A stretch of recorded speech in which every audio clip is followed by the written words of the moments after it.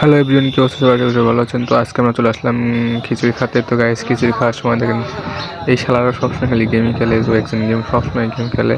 তো গাইস, যাওয়া যাক খিচুড়ি খাওয়ার জন্য সামনের দিকে। তো রাত্রিবেলা সন্ধ্যার দিকে যাচ্ছি আমরা। তো গাইস, সম্পূর্ণ দেখতে থাকুন।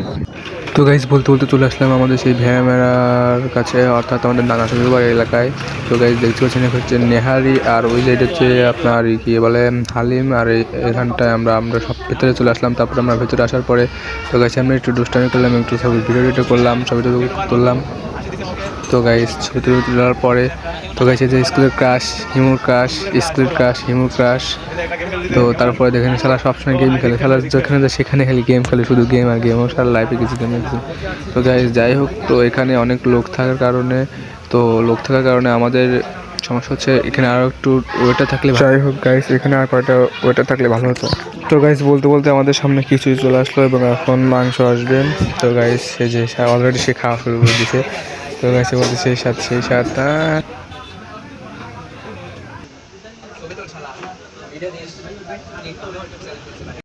তো গাইস, তারপরে লাস্টে আমরা খাওয়া দাওয়া শেষ করার পর দেখেন আমাদের কী অবস্থা, টেবিলের কী অবস্থা করে ফেলেছি খাওয়া দাওয়া শেষ করে।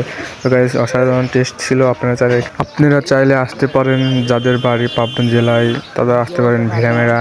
তো ভেড়ামেরা অনেক এখানটাই। তো গাইস, যাই হোক, তো আল্লাহ হাফেজ।